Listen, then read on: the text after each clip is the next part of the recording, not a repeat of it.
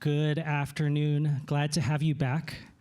My name is Michael C. Uy, and I'm going to be facilitating this next session on capital and resources. So thank you for being here. Thanks for tuning in as well for the virtual audience. We're going to begin with one-sentence introductions, just so you know who we are, and then I'm going to talk a little bit, I'm going to extemporize a little bit more about this topic of capital and resources. As I said, my name is Michael, and I am Associate Professor of Music History and the Director of the American Music Research Center at University of Colorado Boulder. OCO, hello. I am Dr. Laura Evans. I'm Cherokee. I'm Vice President of Programs with First Peoples Fund. My doctorate is in Native American art history, and one of the areas I specialized in is performance art by Native artists, and I'm an arts administrator working with First Peoples Fund. Good afternoon. I'm Sixto Wagen. I am the Executive Director for the BIPOC Arts Network and Fund in Greater Houston. Hi all, my name is Bob Bursey. I'm the Artistic and Executive Director of Texas Performing Arts, which is the Performing Arts Center here at UT Austin. Thank you very much for our panelists for coming today. One thing that Professor Canning started with was an etymology or definition for infrastructure. Professor Lee gave a provocative question about whether we should, in what ways we can consider arts as human, if this was equitable human infrastructures. We haven't, unless I've been in the bathroom while we discussed this, talked about equity. So I want you to take 30 seconds to define equity for yourself, in your own experiences, in however way you want to define it, with certain key terms. And I'm just going to do a little bit of crowdsourcing of equity. Same with you who are tuning in virtually. I want you to do this exercise as well. But take 30 seconds now. How would you define equity? What key terms or what understandings would you bring to the table?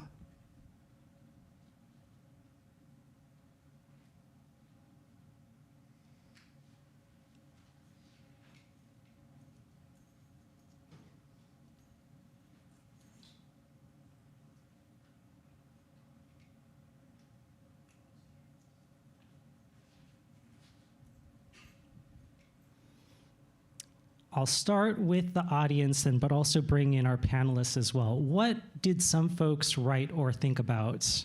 You can raise your hand, I'll call on you, and I'll repeat your response. This is like a classroom, isn't it? Yeah, yes? How we define norms. How we define norms. Norms as a part of equity and our definitions of equitable. Yes, Professor Mitchell.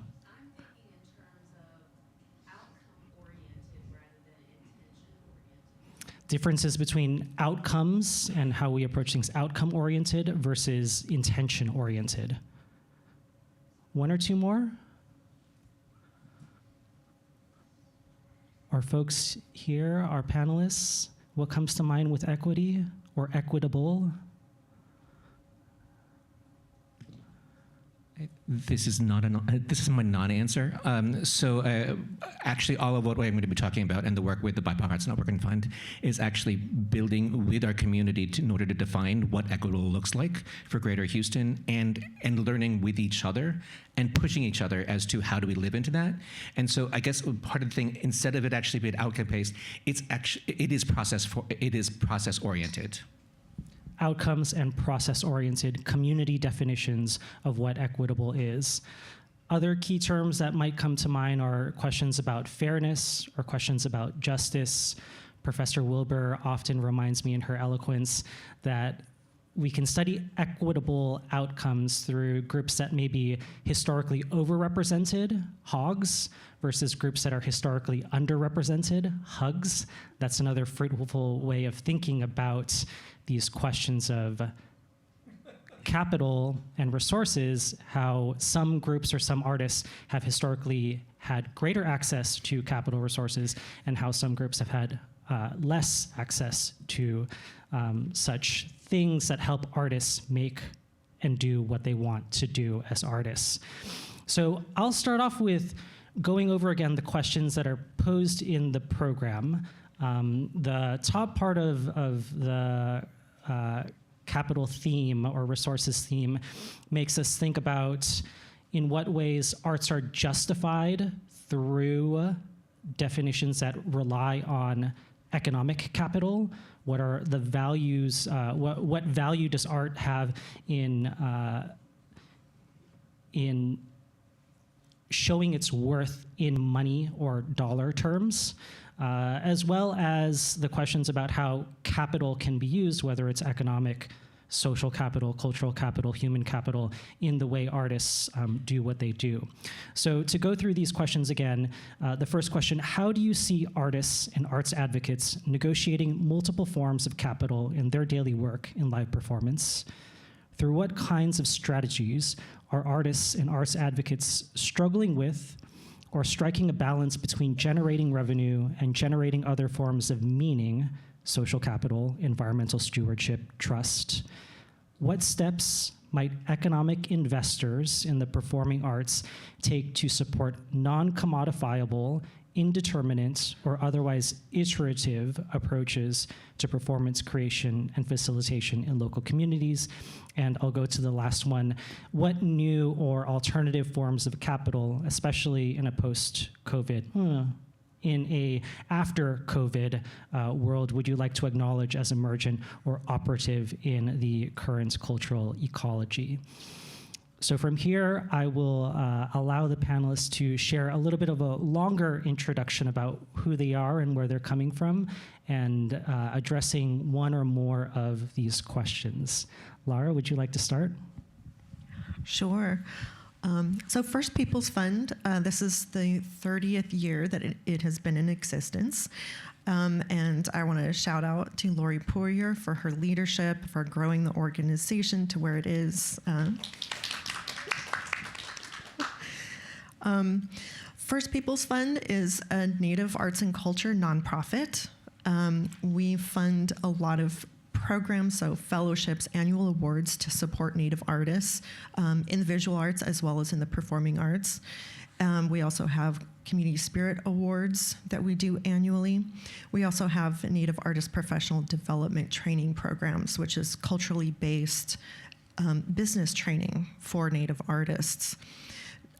First Peoples Fund's involvement in the performing arts is fairly recent, although the roots do go far back. I'll share a short story about my own experience. Before I came to First Peoples Fund, I was at the Institute for American Indian Arts as faculty, and I started building arts infrastructure for Native artists. So the questions were like, what fits the needs of Native artists? And all of the funding that that we had been able to gather was for the visual arts. But we had a lot of performing artists who we wanted to bring into the program. So the way that we had to do that was the sideways method. So you're a musician, you're gonna come and your residency is to make the instruments that you use. And then you're going to have the performative interaction with the students. So having this sideways approach is kind of the norm in Native American art.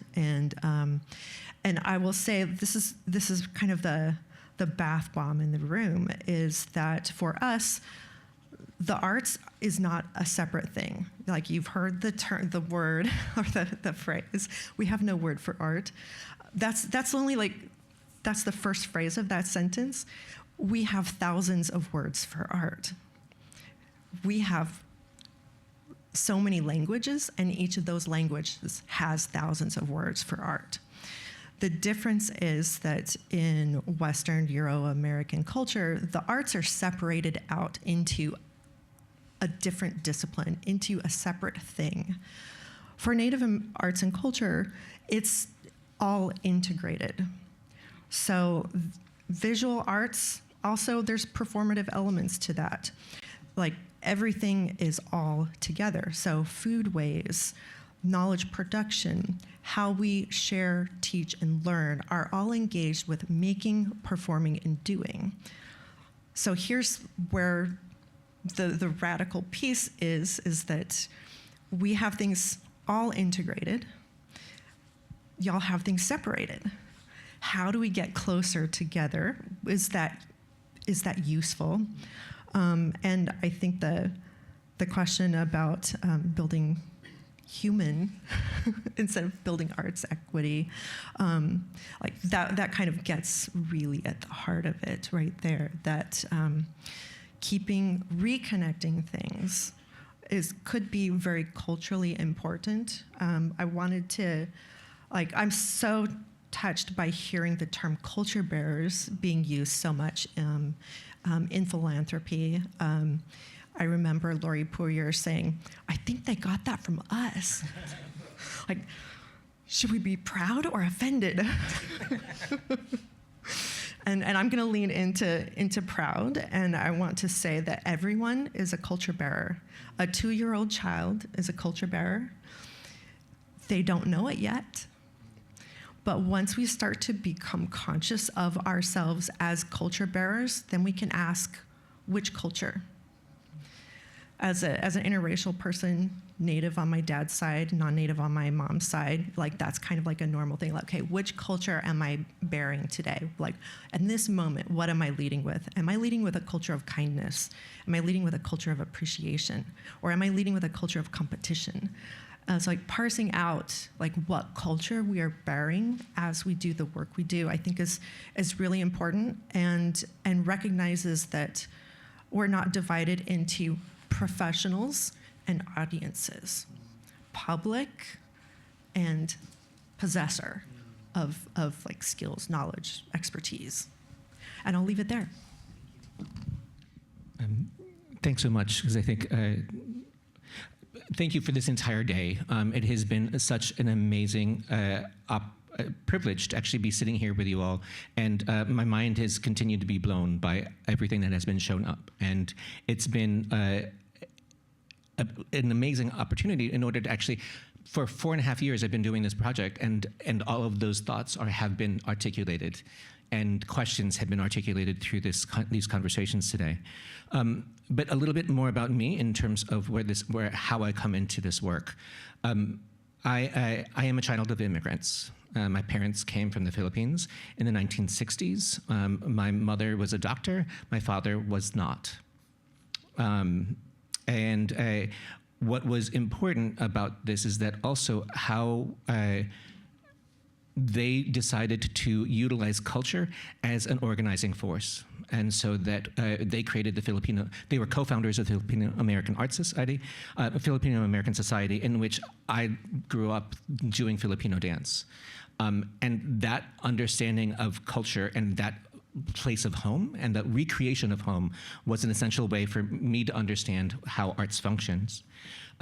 I grew up professionally in performing arts through Diverse Works, through the National Performance Network, and so definitely have been influenced by 90s performance art, and actually have been taught by many of the 90s queer, the Five Lesbian Brothers, Brian Freeman and Poma Afro Homos. So all of those collectives, that collective mentality and queerness are embedded in how I approach this work. And so I think that in order to talk about some of these ideas, I also need to think about infrastructure. And actually I was posed this, is that we've been doing, so many of our communities have been doing work around infrastructure and around building, but those stories have not been documented. They've been lost, or that they're only held by individuals. So part of the commitment here is that how do we actually connect those stories? How do we make sure that those stories are held? And how are we documenting the process and not just the outcomes? Much of how I'm also going to be thinking about is framed in from crisis relief. After Hurricane Harvey in 2017, we saw such an incredible response through mutual aid, how organizations, communities came together. It was the first natural disaster in which the entirety of Greater Houston was affected.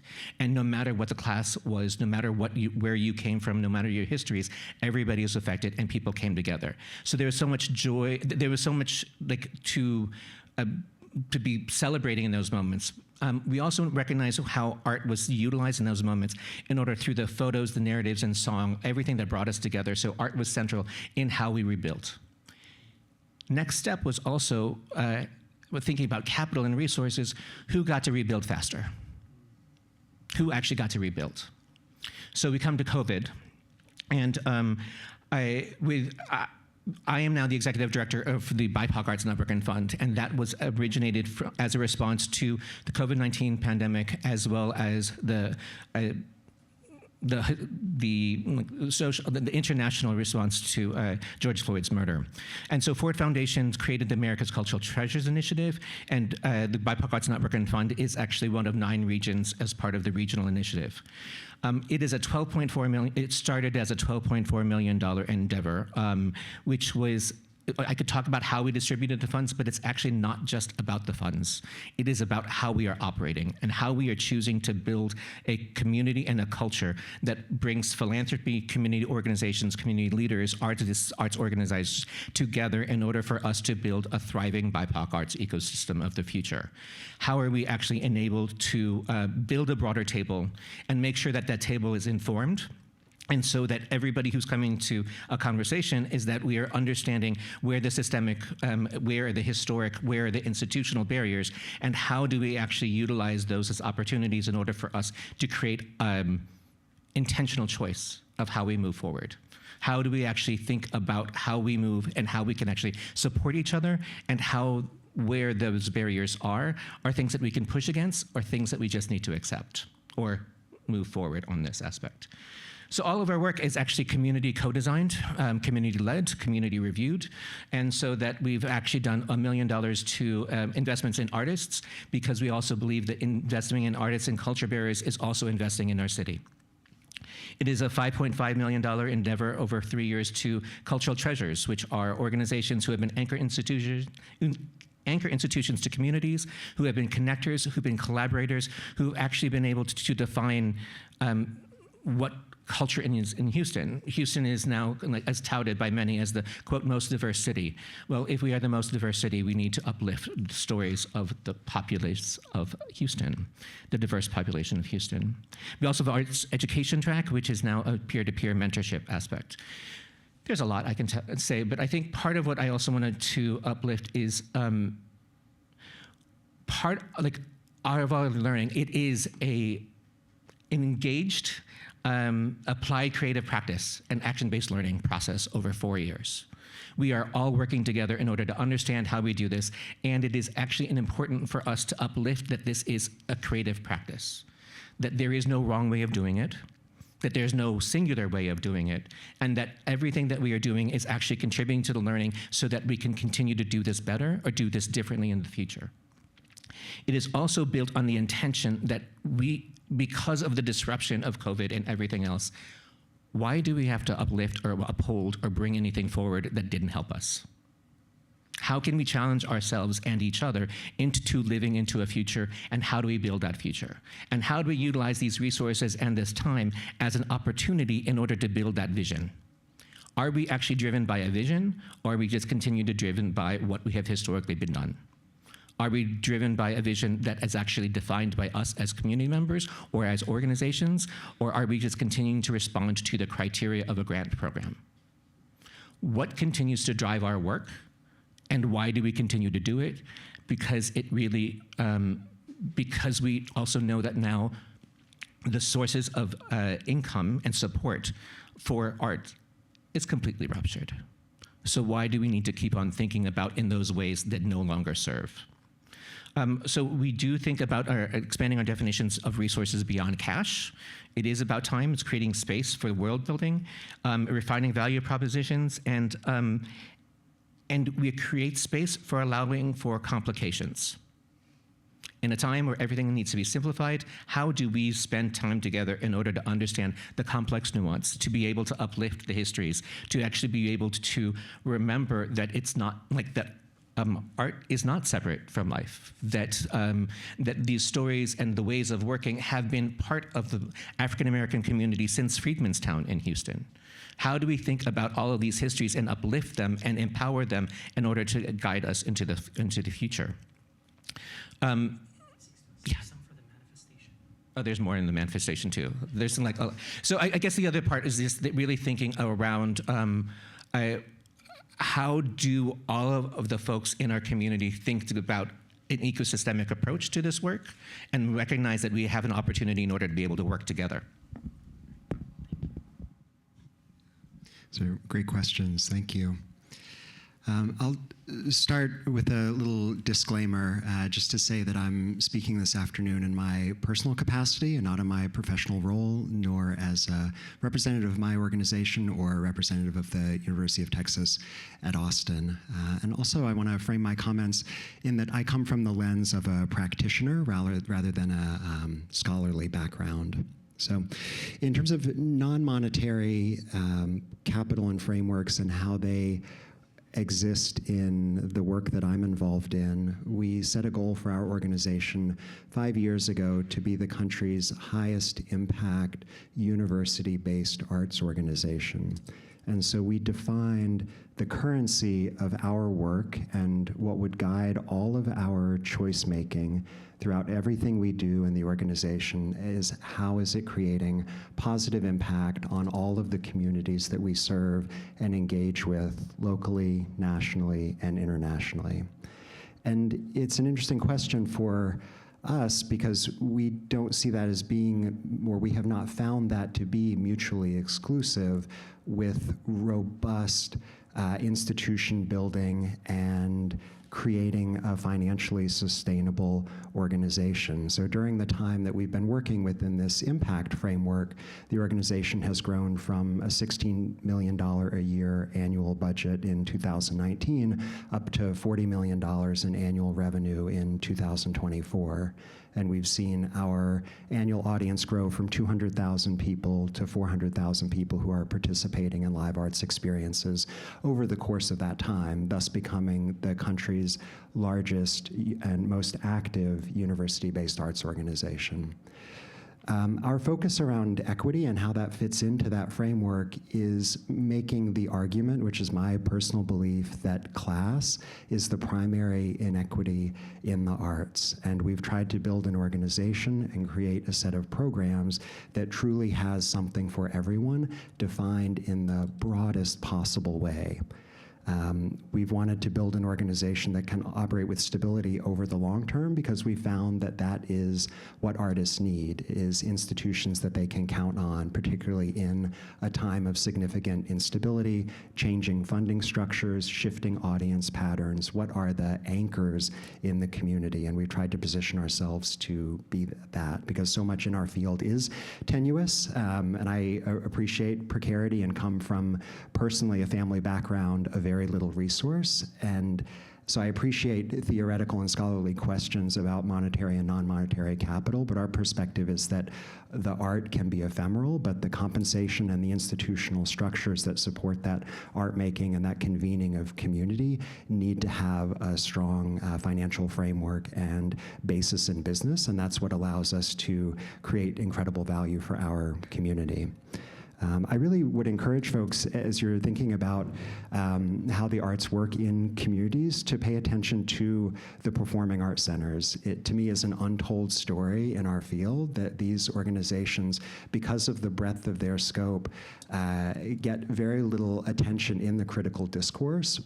But unlike a regional theater or maybe a niche presenting organization or a festival where they have to define themselves by 5 or 6 or 7 things over the course of the year, a performing arts center can produce hundreds, if not thousands, of events over the course of that same time and truly can offer, if well led, something for a broad range of communities to participate in. And that's the structure that we've tried to approach. Often performing arts centers, as we are the leading providers of K-12 arts education in their community. They are huge economic engines, and in many cases, they're publicly owned organizations, as we are here at UT Austin. So it's a really interesting framework to be able to bring a wide range of live experiences to as many people as possible. Great, thank you. And I'll just share as a music historian, not as a theater historian. There are no theater historians up here right now. As a music historian, I've thought a lot about questions of capital and resources in my first book, which delved into economic resources given by the National Endowment for the Arts, the Ford Foundation, and the Rockefeller Foundation. I spent a little bit more time discussing issues of social capital and the way that experts. That's been a word and an identity that some have disavowed. How experts and panels determined who was meritorious, who was deserving of a grant or an award. And now on my second book on a program that was established within the National Endowment for the Arts, the Expansion Arts Program. It existed from 1971 to 1995-96. It focused on minority artists, broadly defined, and it was a coalition building program that supported Black artists, that supported Hispanic, Latinx artists, Asian, Indigenous, and rural white artists. It was not defined by race or even by class, but by underrepresentation and artists that were deeply rooted in and reflective of their communities. It gave away the equivalent of $500 million to artists and arts organizations. And it's a history that is not well known when we think about attacks on affirmative action, on DEI, on equity. So that's what I'm currently working on, but I'm thinking about all of these questions of, well, how are some artists and organizations given or have greater access to capital and resources, and what are ways to actually increase those for underrepresented groups? Our plan now is to jump immediately into manifestation, so we're not going to save it for the end, but each panelist is going to go down and share their desires, their manifestations for artists and where they come from with respect to capital and resources. Then we will try and have a discussion and dialogue across the panelists and open it up for questions in the audience, here, and virtually. So I would like to pass it on to Lara about questions of or discussions of manifestation. Sure. So First Peoples Fund had done some really important research on Native American art. In 2011, Establishing a Creative Economy was published. You can find these research reports on the First Peoples Fund website. And then Investing in the Indigenous Arts Ecology in 2014. And then in 2022, we published a research report titled Brightening the Spotlight, and that was specifically about performing arts. You can see from our research that we've really focused a lot on the economic side. First Peoples Fund is primarily a re-grantor, so we don't have our own huge endowment that we grant from. We're working with other funders and serving Native communities this way. While our research really focuses on these economic aspects, it's not just the economic aspects. So what First Peoples Fund focuses on funding, for example, with the Community Spirit Awardees, that's our largest award. We just increased the amount to $50,000 per award, and we gave 6 awards this year. But these awards are for people who are doing community work, cultural work, that may not necessarily be economically viable. So that's kind of we're putting our money into the things that are culturally important, that are generally not getting the kind of financial support that matches their importance in the communities that they're from or that they're working with. The other piece that I wanted to talk about manifestation is First Peoples Fund recently built and opened our first art space on the Pine Ridge Reservation in Kyle, South Dakota. It's about an hour-and-a-half drive from our headquarters in Rapid City. It was built during the pandemic for something like only $1 million. It's not a huge space.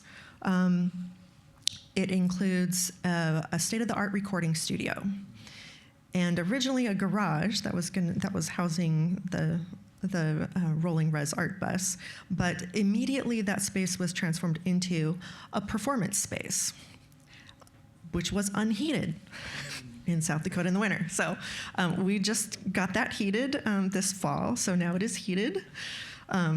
Acoustic paneling, a stage, sound engineering booth kind of set up in addition to our state-of-the-art recording studio. So one of the things that we've had to consider is how do we operate a recording studio in Pine Ridge?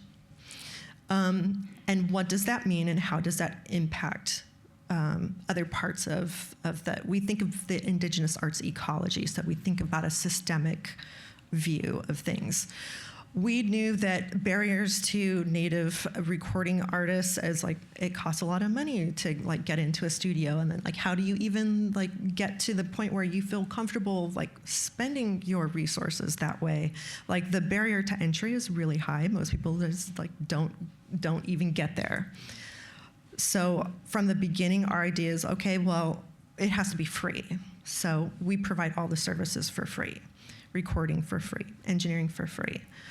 Through our relationship with Playing for Change Foundation, we have access to DistroKid music distribution services for anybody who comes into the recording studio and wants to record and wants to share and wants it to be available. We can facilitate that. But we also had to think about what is the impact of what we're doing on small native, maybe it's garage, maybe it's basement recording studios elsewhere in the country. Like, we're messing up the music system business model by, we're not just making the studio time free, we're paying the artists. If someone wants to come in and record something in the recording studio, we're not just offering it for free, we pay them to create. We have a visiting artist program where we fund 3 artists for like a 6 to 8 month period, depending on their schedule, and we give them a monthly stipend, like $1,000 a month, and access to the recording studio, like 15 hours a week, with all the engineering and services. But that brings in the question, okay, by doing this, then what's the impact on these small native recording studios elsewhere? So building relationships with them, reaching out to them, setting up, like through our grant funding and like how we write our grants, funding so that we can have relationships, maybe send artists to these other small recording studios and pay the artists and pay that studio, so that like, we're thinking about like equity. Like, we're not just like, oh, we're gonna like mess up the whole business model. It's like, okay, how do we help others and lift everyone in the indigenous arts ecology?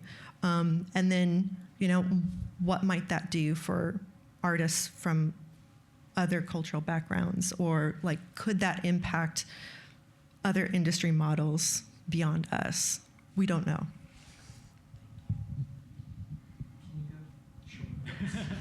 Happy to, of course, yeah. In terms of manifestation, something that we have been working with, and I would love to bring forward as a proposal or encouragement to the field, is centering of community and audiences in institutional decision making. We've really strived for a balance of being visionary, which is to say that there are certain things we think that should be happening in this city that are not happening, types of artistic practices that we want to be represented, conversations that we feel the city should be a part of, and we have a responsibility as part of a flagship institution to go out and do that. And that is balanced with authentic dialogue with all of the communities that we serve about what their needs and interests are. And I see a lot of organizations in the field that seem to me intent on imprinting their vision in the context in which they work, and there's so much instinctual need to demonstrate the moral rightness of it that it obscures the needs and interests of the community that the organizations are intended to at least in part serve. So I really believe that institutions are co-created with community.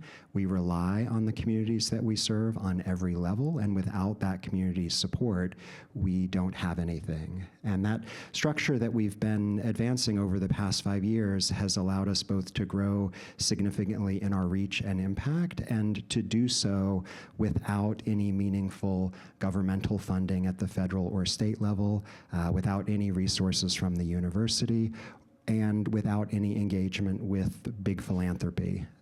We really focus on local resource that goes into supporting the community. Those are our stakeholders. Some of the larger funders that exist in the field, we feel like we cannot count on them, and they don't have the perspective and the deep understanding of the needs in our specific community. So we have just avoided that altogether in our work. Some of the things that have come out of that is a lot of interinstitutional partnership, which has been really transformative in our local context. As a city that has grown rapidly, the historical pattern has been for arts and cultural organizations here to be quite territorial. And I think a new generation of leaders and more progressive perspectives have allowed for a lot of amazing artworks and support of incredible artists to happen here because of partnership.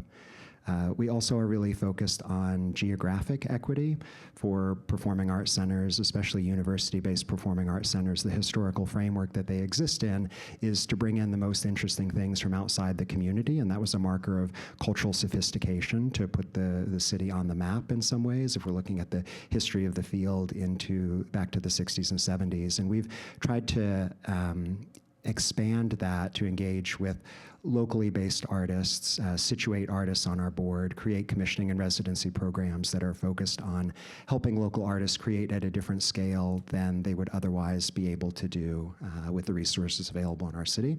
So that's been a really interesting focus for us. We also, of course, are part of an educational institution, and so we're thinking about access and opportunity in the field for emerging professionals and leaders, and creating programs that support we have at any given time about 100 student employees who are working throughout all parts of the organization. One of the things that we realized was that without family resource or social connection, it was really difficult for those students who wanted to pursue careers in arts management, administration, leadership to get that first job.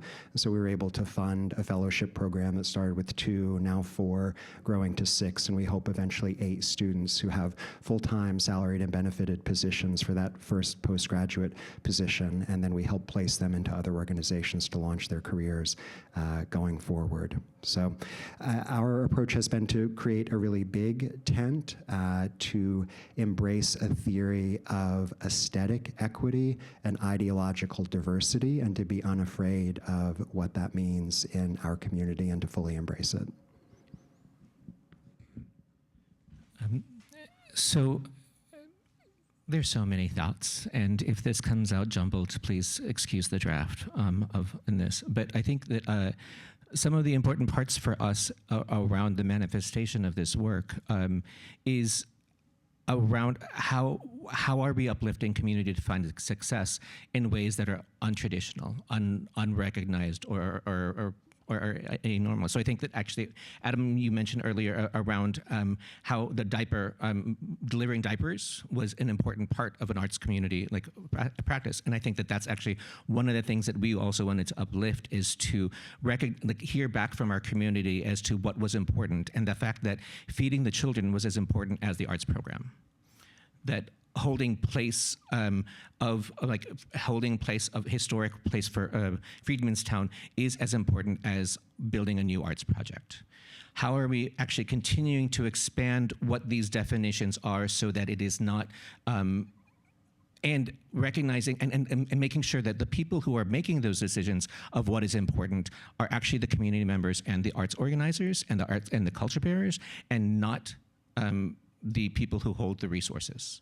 And how do we make sure that we are all listening to each other around what that looks like, so that it informs how we better do the work.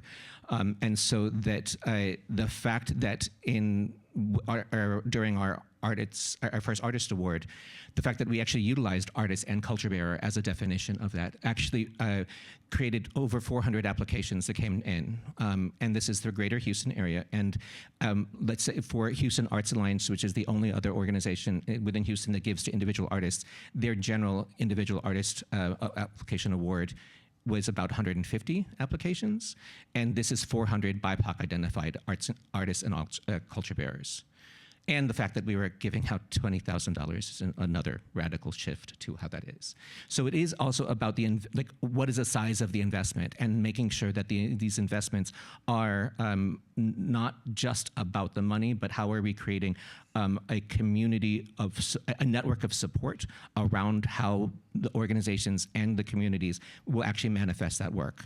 And I think that an important part of it is, as we're building a network, what is our responsibility as the ones who are holding the network? What is our responsibility to connect the dots, or hear how those dots are connected? How are we actually helping to lift up what we're hearing as data? How are we helping to transform that data into ways in which the organizations can help advocate for each other? And actually be able to see themselves differently in the way that it works. Part of what we have been working with is the ongoing historic competition, the historic under-resourcing, the historic ways of saying that that your work, because it is Black, because it is Indigenous, because it is Latinx, because it is immigrant, is lesser. So to actually lift these up and actually help them relearn and reframe this work, and continue to live into a space of how we're building that world where all of that is centered instead of and valued instead of addition to, is really part of how we're trying to manifest what this looks like. We have an incredible opportunity here to engage in some dialogue with folks who come from different positions, different organizations, different backgrounds. What have you heard in the past 40 minutes from one of your colleagues? And I'll pose the same for those out in the audience. What have you heard that you would like to amplify, or that you would like to add some nuance to? What did you react to, whether it's in terms of holistic definitions of community engagement, or holistic definitions of ecologies and networks and access to resources? Not to put you on the spotlight, but were there things that you thought, oh yeah, that relates to me, or I feel things a little bit differently? How would you engage in some dialogue with each other? Since I went last, I'll go first. I think that part of the one I want to go back to the idea about practice, and how are we shifting? How are we creating a community of practice around this work, in order so that we are actually living into equity? And I think part of what we've also learned is that it takes a lot. It takes money. It takes time. It takes people to help each other in order to live into what equity looks like, and to challenge each other as to how that manifests. If we're only given a resource at this moment, and then you're allowed to run away in order to define equity, how are we actually building an infrastructure or a community around equity unless we're actually building it together? How are we actually, and so that takes practice. That takes people holding space and actually being willing to listen to each other, being willing to challenge, and being willing to learn around how this continues to move forward. And so I think that is an important space to understand how much energy and effort it takes to relearn what we have been taught. How many of our organizations, even though they've been uplifting the community, how long it takes them in order to say that they are actually worthy? Because we have actually, we've been working with the cohort for cultural treasure for over a year, and we're continuing to hear the same things about we're just a community organization. The things that have been told to them, they're coming out of their mouths, and how do we actually help you? No, and we challenge that aspect. But I do think that it is about practicing.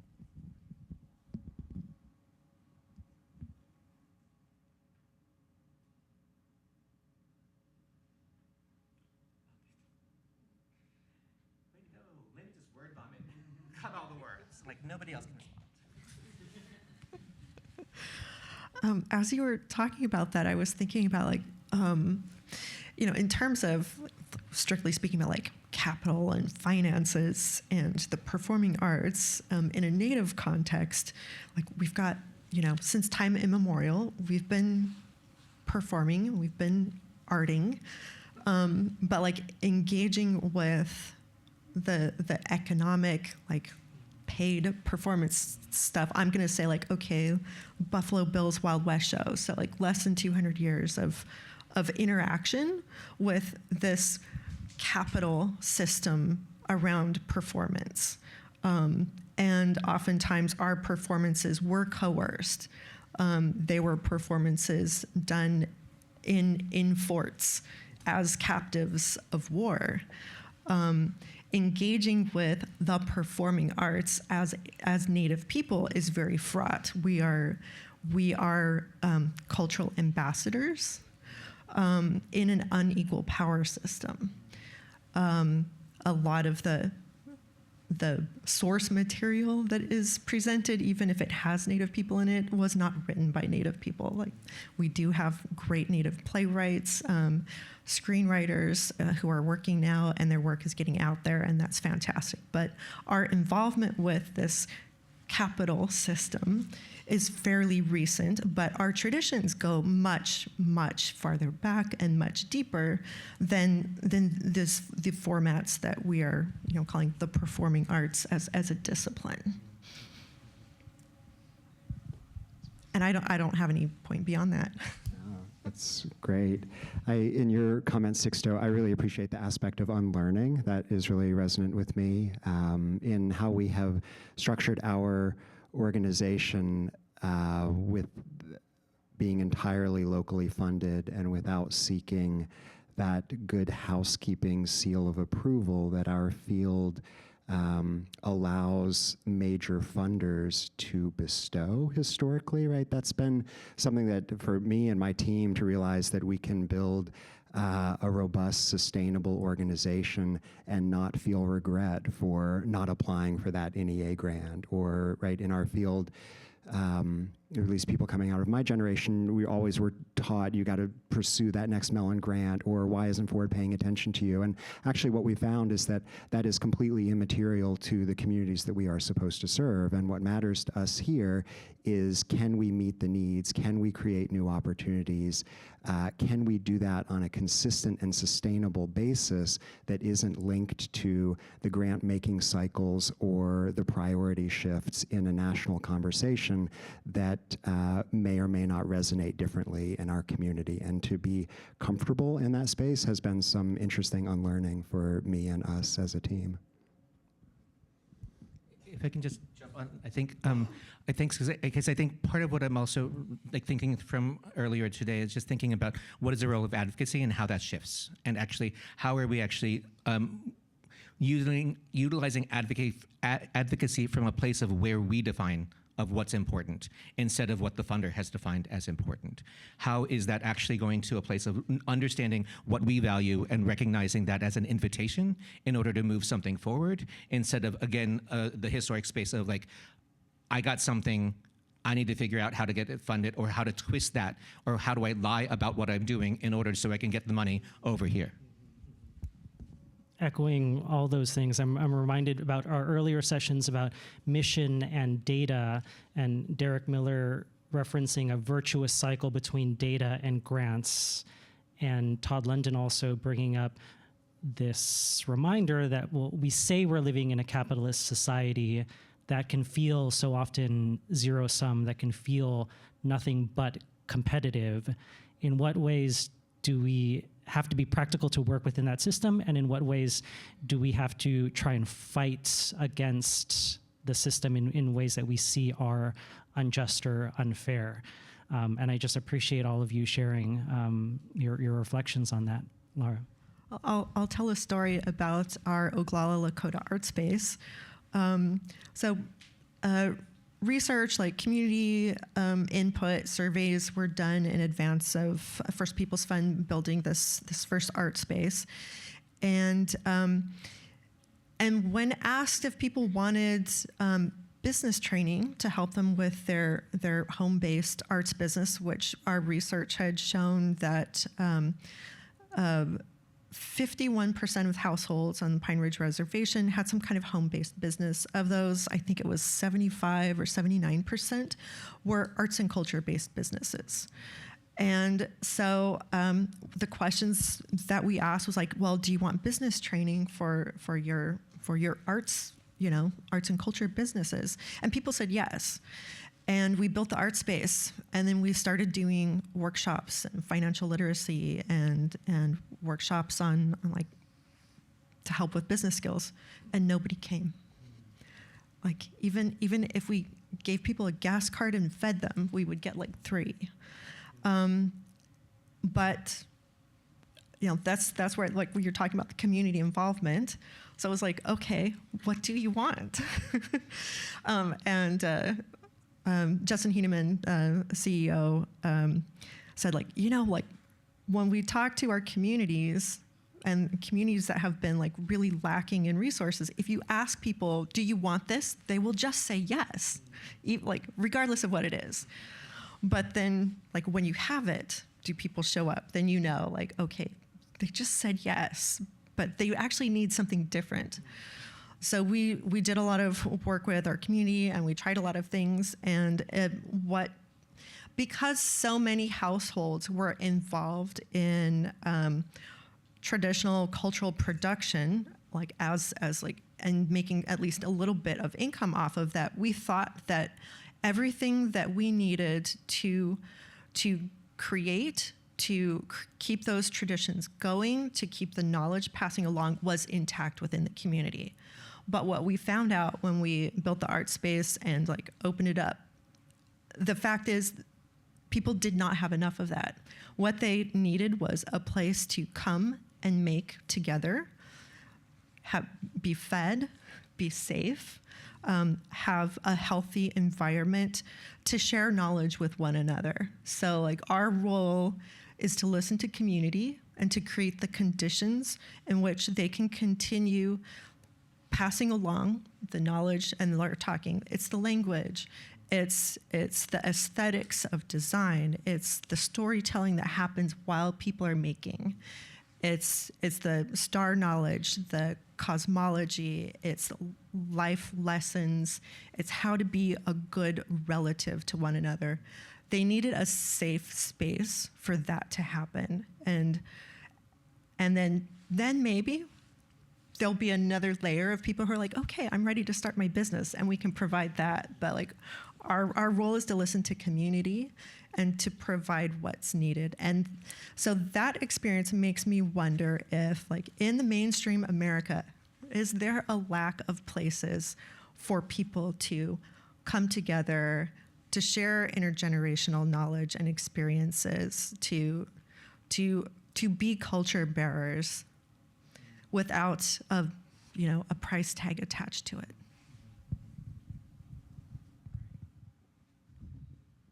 Laura, I appreciate in that story that you shared the humility that is implied in that on the part of the fund. And that's something that I often experience when we are engaging with all the communities that we serve around what their needs are, is that it is frequently different than what we expected or might have first proposed. Like I went to a Theater for Young Audiences festival and saw an incredible piece that I thought was so beautiful and would be amazing here. And when we visited with the educators in our independent school districts and the other K through 12 populations that we serve, it turned out that actually what they were being most pressed for by their students and they thought would be most impactful in their world is they wanted to have a daytime performance of a Broadway show.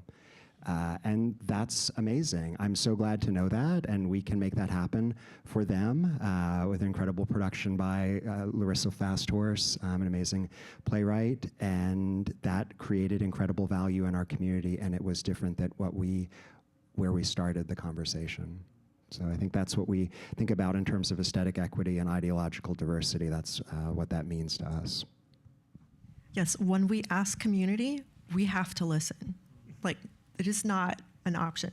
Don't ask if you're not prepared to like take the step.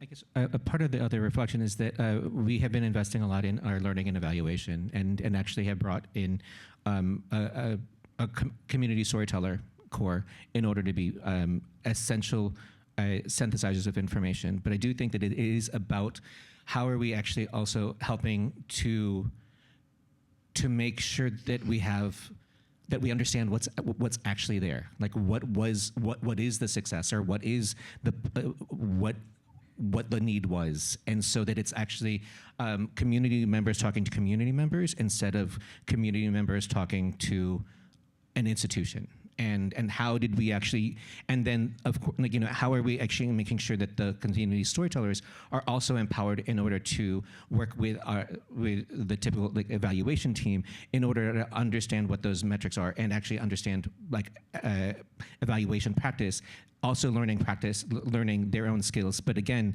continuing to invest in the capacity of all of our organizations and our entities and our artists so that they're able to meet the needs of what the future will hold instead of what we've been historically asking them to. I'm happy to open it up to the audience here and virtually. Either a point or an idea that was brought up that you wanted to add to as well, or that resonated with you, or if you had a question for someone up here.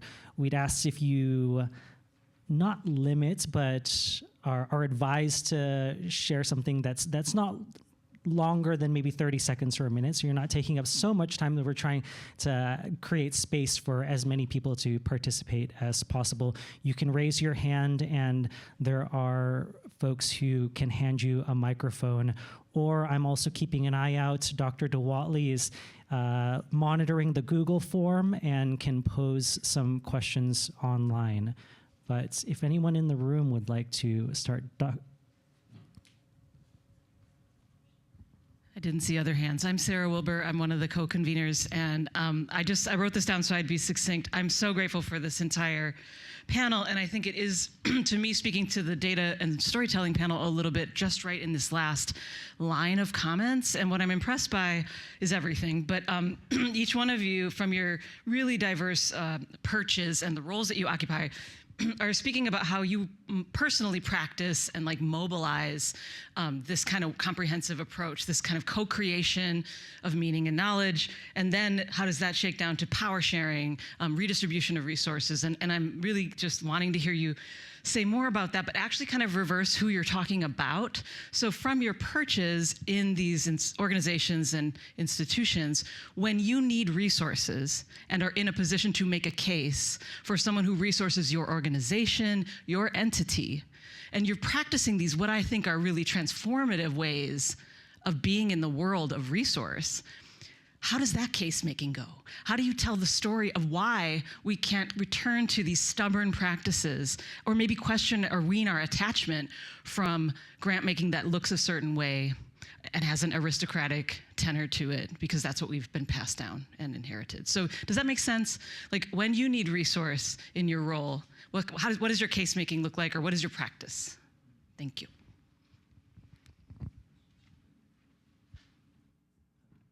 Okay, mine's easier, and because we are built in, like the philanthropy partners are built into our leadership, and so it is part of our leadership is philanthropy partners, community organizations, artists, and consultants and community members, so that they are learning and working with us throughout the entire process, and we built that intentionally so that all of this is going to continue to contribute no matter what happens to the fund. If it continues or if it ends at 5 years, we've at least been able to inform a number of folks around how this could work and create opportunities for what this could look like.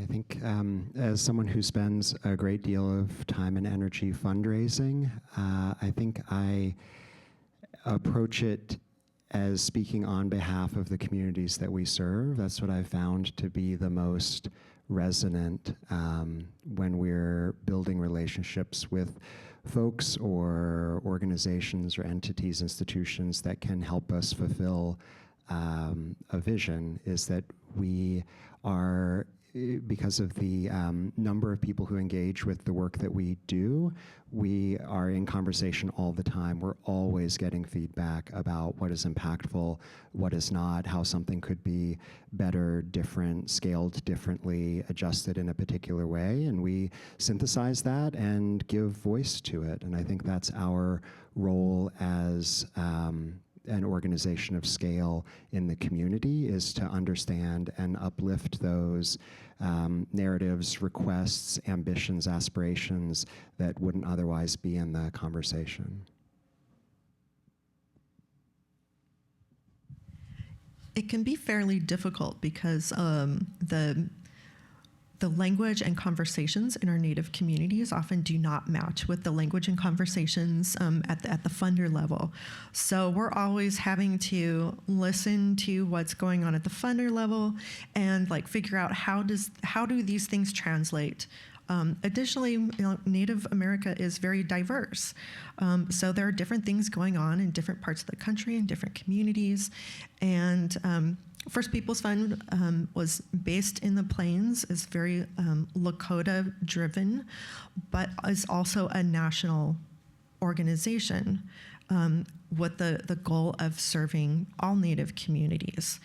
So being respectful of each other's cultures doesn't just mean being respectful of Native cultures, but also means being respectful of funders' cultures as well. So while we may want to change people's mind or have them provide a window into what we're doing and what's important to us, it's also part of our way of being in the world to also be respectful of the funders and the communities around our communities that may not be Native. If I could say one other thing, just I'm hearing your response, Laura, and reflecting on the question, is that we also approach our requests for a resource from the position of opportunity. I haven't personally had much success with working from a basis of need. So we view, when we're seeking resource, that as a gift to the person or entity with whom we are engaging, because we're giving them an opportunity to have an impact in their community, to help solve a problem, to meet a need, to make a change that they believe in, to live and support the values that are part of who they are, part of who their family is. And so we like to approach it really from a framework of opportunity and impact. A question? Yes? Oh. We have a question from one of our online audience members, which is, what other forms of capital besides financial capital have been most beneficial to your communities? Bringing people together. So we're doing an annual fellowship convening. So bringing the people who have received awards from First Peoples Fund in the various categories that we do annually, bringing them physically together so that they can meet one another, network, and build connections. I think the building connections and networks, whether that's with other Native artists and culture bearers or non-Native artists and culture bearers, other communities, other geographies, that's probably one of the most important non-financial monetary benefits. I'll jump in as well and share that one of the reasons why I interviewed Lori Puyer was she was a consultant for the Expansion Arts program that I'm writing the history on, and she provided consultation and technical assistance services to grantees. And Expansion Arts wasn't afraid to spend a third of its budget on what we would now call kind of human capital development or managerial fundraising, technical assistance. And it felt and it succeeded in many ways in strengthening organizations by providing not just the financial, economic, monetary funds, but in working on, in training is not the right word, but in supporting and cultivating the leaders of these organizations that might not have had the same skills or knowledge about how to run an organization because they had been doing so much of the artistic stuff. So that was my entree into working with Laurie Poirier, and before she was one of the co-founders for First People's Fund.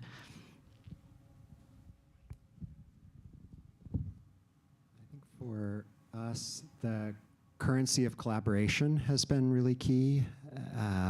That in our community, historically, organizations of all sizes have been extremely territorial, and the thought that you would work with another organization would be to give up some of your identity, some of your agency, put your maybe donors or funding model or audiences at risk through that. And so it has taken it's needed real demonstration to show that in actual fact that's not the case. And so that has been a very powerful non-monetary lever for us to show that we can actually do more impactful things in the community. We can make work of scale possible. We can supplement another institution's infrastructure with some of our own technical expertise to allow them to realize a vision that they have through a collaborative framework.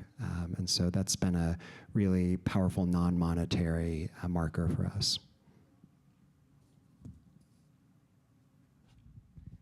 We had a question here, yes?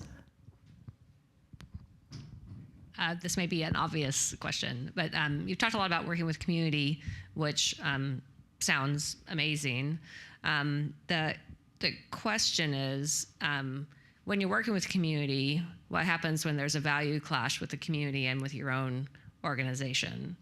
And communities are not monoliths in and of themselves, of course. There's many differing opinions. So when you are trying to decide what to do, when you say, we talk to the community and we do what the community says, can you talk a little bit about how you're handling the diversity of opinion in the community and within your own orgs to, how to move forward in our world in which, I'm not sure I can make a decision in my own body, much less if we add just one more person to me, much less when you're adding hundreds and thousands of people.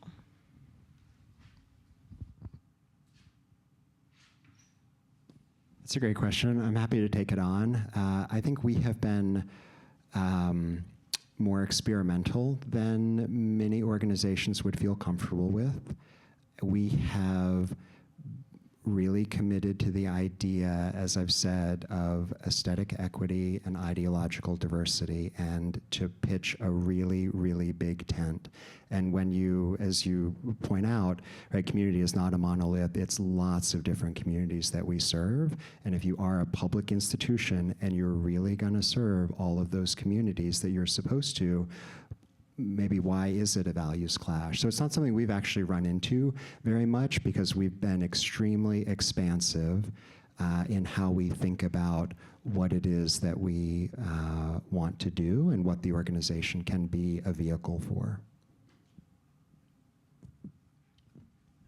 So our work is, again, in community designed, and so that there are community members who are working together in order to who designed how the artist worked, what the criteria was, how the artist, like all of the aspects of it, so that it is, again, empowering members of our community and asking them in order to not only be the representative of their own organization, but a representative of a broader community, and making sure that they are networked into the space in order to be able to uplift that aspect. Is it perfect? No. I'm like, does it continue? Yeah. But I also think that it is a question of like, is it actually a values clash or is it an aesthetics clash? Is it are we actually moving toward the same ideas and holding the same values important, and just how that manifests is different? And I think that's a different conversation. And we've had many of those conversations, but I'm not sure that yet, so that, again, we also try to break it out as to where is the conflict, or where is the disconnect of this space, and who owns that, and who is responsible for that power. And I think part of it is, again, recognizing what is systemic, and what are systemic problems that we can't change, and how do we actually make sure that we are making that as evident as we understand it to be, and then continuing to inform each other and learn from how it goes, so that if we are able to do again, how does it do different, and also try to be as transparent as we are in relationship to how the processes are. I think for us, our mission and values. So if we're getting a lot of community feedback that is wildly divergent, we lean on our mission and values to help choose a path. So the mission and values are very carefully designed, and we operate according to them, and they're very good. I mean, as like, we honor and support the collective spirit of First Peoples artists and culture bearers. By supporting artists and culture bearers, First Peoples Fund helps Native communities heal and thrive. Collectively, we approach our work with rootedness, intuition, listening, humility, and deep relationships. And sometimes that means when a person is drowning, they reach out, they claw out at anything, and they'll pull anything down. It's a dangerous moment. So recognizing when we have things going on in community where people are drowning, and their feedback is this reflexive, like, clawing, danger, harm. It's a reflection of their situation, and there are ways that we as a community can work to heal that, and then we can get the advice, once we deal with the emergency, then what's the next step?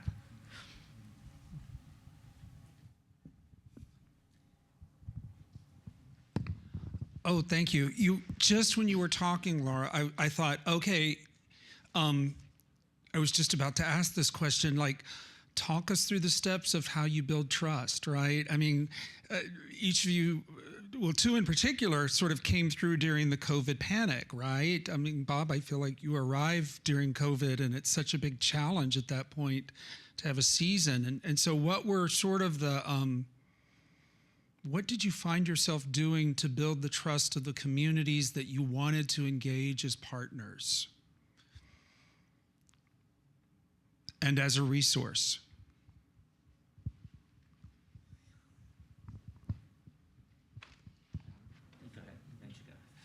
I think something that I have found to be effective is authentic engagement. Showing up counts for a lot. And taking over an organization that had historically difficult relationships with a lot of others in the community, there was certainly a lot of repair that needed to be done. Maybe the timing actually worked to our advantage in some way because there was such disruption, but I think that we were able to show from the onset, hey, we can't do the thing that we normally do, which is welcome lots of people into the theater or into the studio, but we still have our spaces, and we can imagine and anticipate some safe ways of working. So we did a lot of residency and commissioning during that time. We had resource that was available from endowment funds that were ongoing, and so we applied that in ways that could be generative. So if you take impact as the currency, it makes the mechanisms of delivery less important in a way. Like, okay, it's not the usual thing, but there's this other thing over here that we could do that would be really value add because everybody just lost all their gigs. And so let's do a dozen commissions, and let's keep our staff employed by creating residency opportunities to bring artists in and give them the stages that are not being used. So that was one way. I think that was a demonstration of commitment, willingness to innovate and to be responsive that was well received and help seed relationships that we've been able to carry forward since that time. It's a really hard question. I mean, and it's the essential question for our work as to how do we maintain trust. Legitimately, in order for, when we launched the BIPOC Arts Network and Fund, a lot of that trust was based on me and the fact that I had actually been in the community for 30 years. I had worked with so many of the individual organizations, so many of the artists, and I have a history of, through Diverse Works, through the Center for Art and Social Engagement at University of Houston, really utilize those platforms as means in order to connect and uplift community and actually do some of the, at University of Houston, and was doing some of the healing work with the communities. And so leveraging that history, and also really bringing folks in order so that there is a diversity of people, and that the folks that when they see their photos, hear their names, that they feel that they are that there has some. If they're not represented, they know that there's somebody that they can reach out to, in what ways that they are connected to this work, and then it is also in the fact that we continue to do it, and how do we continue to do it, and that we are continuing to be held to the standard of our communities in order to say that, look, this is what we are trying to do. This is how this is going. And in the engagement with our cohort and our awardee members, how do we continue to learn with them and continue to try to share as much as we can of the process? And that's why we have our learnings website out there. We're trying to demonstrate at least what we can in terms of our transparency, and we will continue to work through this moment. But it's a really hard place to think about holding a trust with the community and also holding resources. And what ways in order to that weight of responsibility is heavy. We'll have one more question, and then we'll conclude with some final thoughts. Thank you all so much. This has been really touching, and my nervous system and my imagination are whirling, so thank you. I'm coming from an urban planning space, and a lot of the and please excuse the scribble of a question. A lot of the things that my peers and I have been working on are sort of the many sort of policies and programs and approaches of reparative work, particularly through the lenses of civic trauma, municipal policies, place-based legacies, and demodification of land. And I'm curious if you could speak to that in your work, both thinking of reparative work as healing, restorative justice, repair, but also in the spirit of reparations.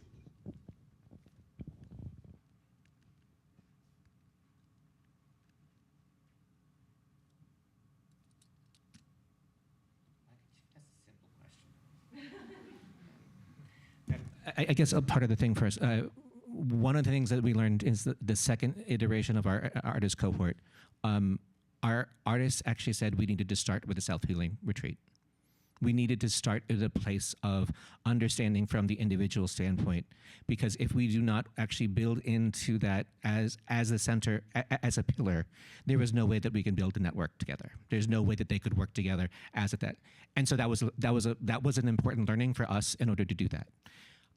And it was an important recognition of like how do we step forward, and also part of the thing of this is understanding how our network is also, in what ways have we become culpable of the harm, and what ways of the organizations, entities, or and the foundations, all of us, in what ways have we actually been perpetuators of this work, and in what ways can we be transparent around this as an opportunity in a moment.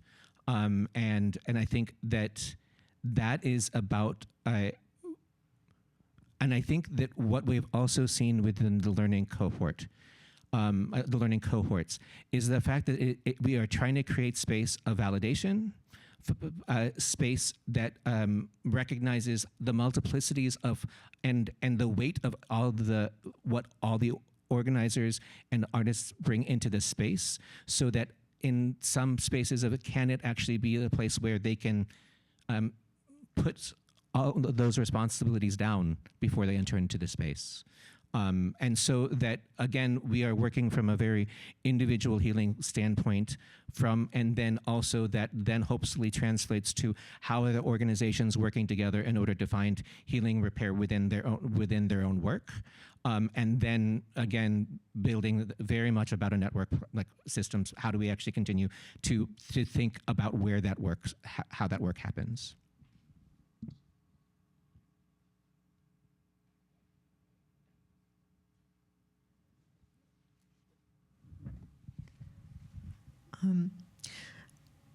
There's a part of me that just goes, reparations aren't possible. I mean, not in terms of for Native communities. Like, there's no amount of anything that could ever, fix that. So it's just kind of like this, just not going to go there. but there's so many realms where like the answer is we're just not going to go there. And that makes me think of Martine's question that she posed, like, what do we do when people don't want to share anymore? And like that's kind of like, I was like, these things are connected. Like, don't want to go into reparations because there's things we don't want to share about past pains. That like healing means like recognizing the original hurt and then doing something. You can't do like you can't repair without acknowledging the initial pain. But if it's too raw, we can't go there right now. So then at what point does like that push become another layer of harm? Yeah, I'll just stop there.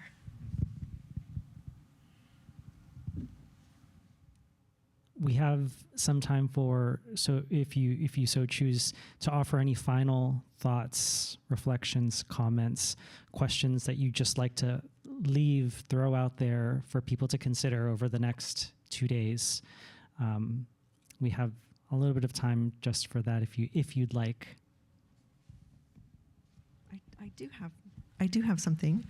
I've been thinking about this a lot, with the situation that we find ourselves in. I've been speaking to other folks in the arts, or just in general, like this feels like a moment of rupture, of danger. And in our Native communities, we've had many moments like this. So to us, it's like, oh, here we are again. But also in our oral traditions, like we all generally have stories that help us, like, oh, we have been in this moment before. Like there are ways that we can get through this, and we turn to each other, we turn to our neighbors, we turn to our clan, we turn to the people around us, and we make new communities.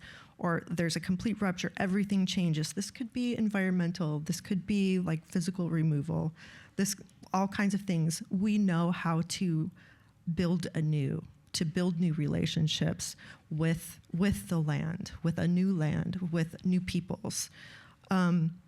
And I think that's something that's maybe missing in the American myth. It's like the melting pot just like doesn't equip us to deal with having a vision for, okay, something horrible happened.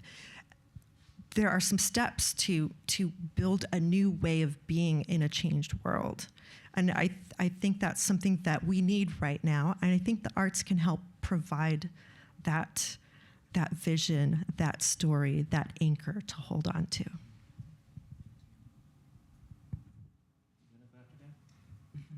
Yeah.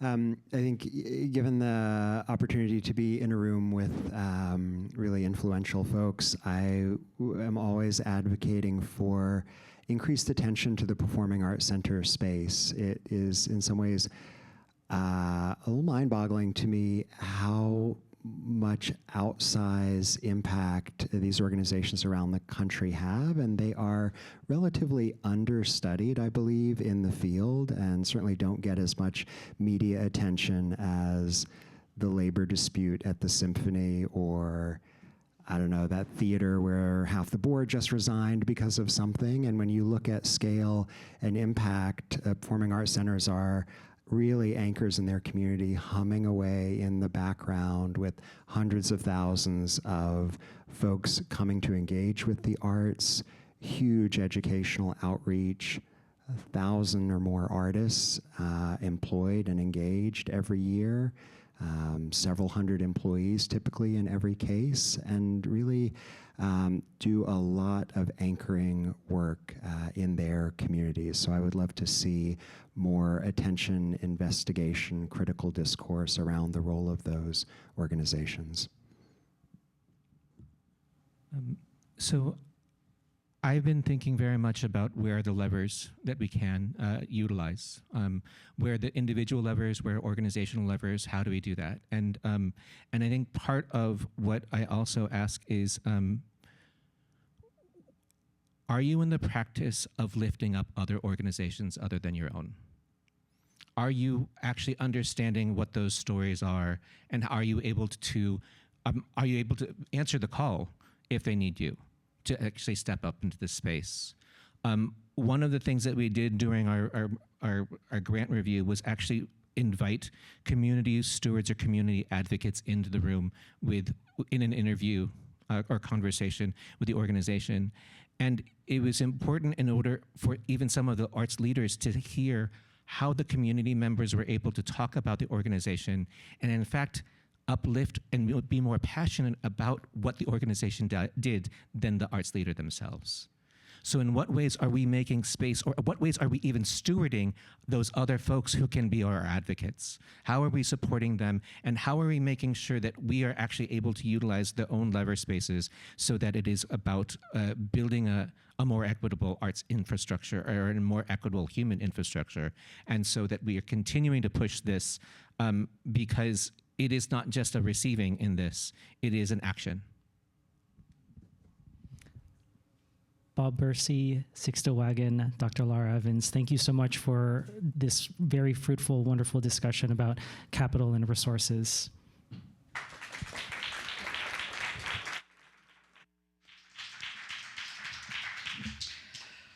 Wow, nervous system regulation just happened with that group. My name is Sarah. Please join me one more time in showing some love to this group. And to all of our contributors today. So far, this is like, you hear what it is? It's like we're finding a frequency, right? Like there's a harmony in what's being said. It's not the same thing at all, but it feels like a harmony that I'm so grateful for. So thank you to all of our respondents. And I am here to bring us out of our last live stream event for the day. So in case you're joining late, I'm Sarah Wilbur, one of the co-conveners. And I'm just really grateful to those who showed up in Austin and those who joined us on HowlRound today. Just to say out loud that tomorrow's another day. So for the folks, particularly those on live stream that are gonna hop back on, we're going to start again at around 10 a.m. We'll do some welcomes at 9:30. This is all Central Time. And we're starting with a plenary conversation between U.S. Representative Shelley Pengri and Dr. Charlotte Canning. And then we'll break for lunch, and we'll have 2 of these additional sessions where we keep tuning in with each other with more wonderful contributors. And then we'll end with a closing conversation. So the members of the research group that have been facilitating today will take the stage. And it's at that point, too, that we'll collect online questions from HowlRound and any questions from those in the audience and open up the group even further and really listen to the generous folks that have come here and continue the conversation. So one more time, please join me in thanking our squad. And I think I'll say just one last thing, because Sixto, when you started, you mentioned one thing that's needed, and I'm inventorying needs here, like what book needs to be written, what needs to be published, what needs to be documented about people's infrastructural ground level practices. That is such a need for us to work together to put these things on blast.